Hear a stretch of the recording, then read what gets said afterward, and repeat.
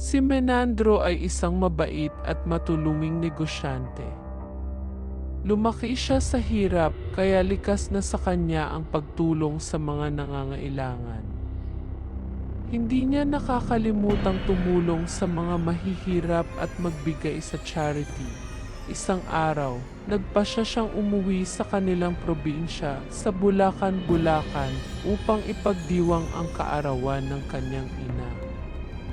Ngunit dahil marami siyang business appointments, inabot siya ng gabi sa biyahe. Sa kalagitnaan ng kanyang pagmamaneho, nagsimulang bumuhos ang malakas na ulan.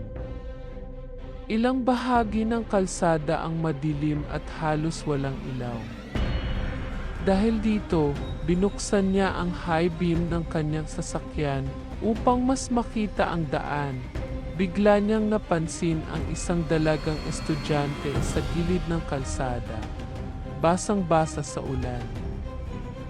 Nanginginig at tila naghihintay ng masasakyan. Hindi niya maiwasang kabahan pero nanaig ang awa sa kanyang puso. Dahan-dahan siyang huminto sa tabi ng dalaga, ibinaba ang bintana at tinawag ito, "Iha, anong ginagawa mo rito sa gitna ng ulan?" "Wala ka bang masakyan?" Hindi sumagot ang dalaga. Nakayuko lamang ito, ang mahaba niyang buhok ay nakatakip sa kanyang mukha. "Sumakay ka na. Delikado rito sa daan, baka magkasakit ka pa." "Hindi kita sasaktan, gusto ko lang tumulong." Mahinahon ngunit may pag-aalalang sabi ni Menandro. Tahimik ang dalaga. Ilang segundo ang lumipas bago siya marahang tumingin kay Menandro. Sa sandaling iyon, nagdulot ng kakaibang kilabot ang kanyang tingin, malungkot, malamlam at tila may hinanakit. Ngunit sa huli, dahan-dahan siyang sumakay sa sasakyan. Habang bumibiyahe sila sa gitna ng malakas na ulan, tinangka ni Menandro na kausapin ang dalaga. "Saan kita ihatid?" tanong niya, pero hindi ito sumagot. "Anong pangalan mo?" Muli niyang tanong, pero nanatiling tahimik ang dalaga. Sa halip na sumagot, itinuturo lang nito ang direksyon na kanilang tatahakin. Napaisip si Menandro. Baka mahiyain lang, bulong niya sa sarili. Makalipas ang ilang minuto, nakarating sila sa isang lumang bahay. Ang paligid nito ay tahimik at madilim, tanging ilaw mula sa loob ang nagbibigay liwanag. Tumigil siya sa tapat ng gate. "Dito ka ba nakatira?" tanong niya. Marahang tumango ang dalaga at lumabas ng sasakyan nang hindi lumilingon. Nakatingin lang si Menandro habang pinagmamasdan itong pumasok sa loob ng bahay. Nang makaalis na siya, hindi niya maiwasang makaramdam ng kakaibang pakiramdam, parang may kung anong bumabalot sa kanyang dibdib. Ngunit hindi niya na lang ito pinansin. Kinabukasan, matapos ang masayang selebrasyon ng kaarawan ng kanyang ina, nagdesisyon siyang bumalik agad sa Maynila. Ngunit habang binabaybay ang daan, bigla siyang napaisip tungkol sa dalagang hinatid niya kagabi. Kamusta na kaya siya? Baka nagkasakit siya dahil sa ulan. Dadaanan ko nga ulit yung bahay nila. Pagdating niya sa bahay ng dalaga, bumaba siya ng sasakyan at kumatok sa pinto.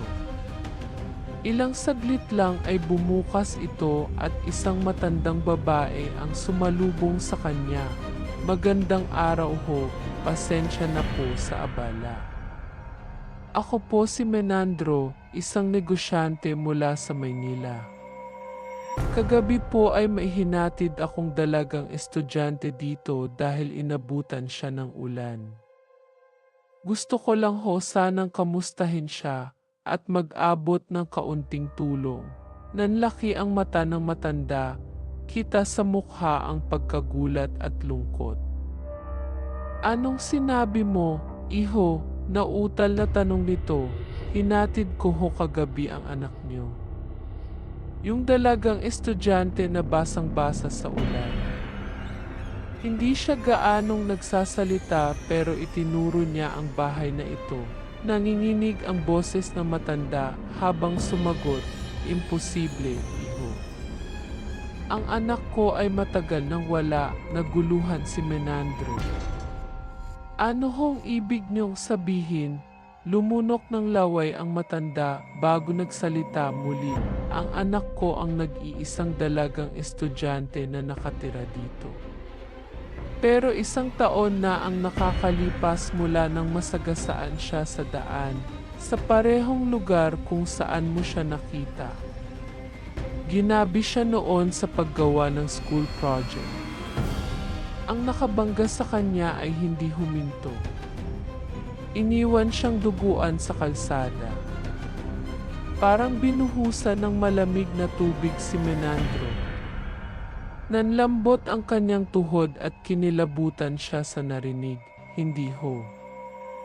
Hindi ho maaaring siya yun. Narito siya kagabi. Kahit hindi siya nagsalita, buhay siya. Maluha-luhang umiling ang matanda. Madalas siyang nagpaparamdam, iho. Maraming beses na ring may nakakita sa kanya, lalo na kapag umuulan. Napatingin si Menandro sa loob ng bahay, sa isang dingding na may nakasabit na larawan.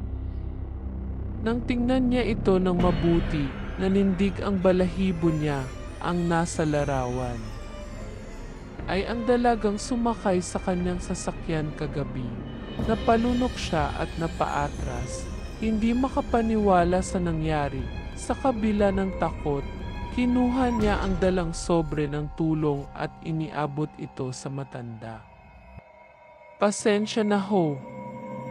Wala man akong maibigay para sa kanyang buhay. Sana makatulong ito kahit kaunti. Maluha-luhang tinanggap ito ng matanda. Salamat, iho. Kahit wala na siya, alam kong gusto niyang makatulong ka pa rin sa iba.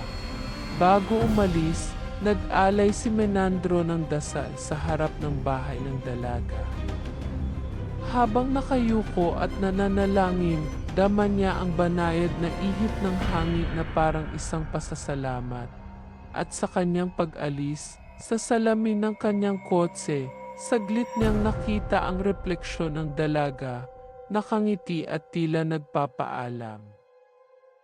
Hindi na muling bumalik si Menandro sa lugar na iyon, ngunit habang buhay niyang dala ang alaala ng huling sakay ng isang kaluluwang hindi matahimik. Kung nagustuhan niyo ang ating tampok na istorya, maaari kayong mag-like at subscribe sa ating channel. Salamat po.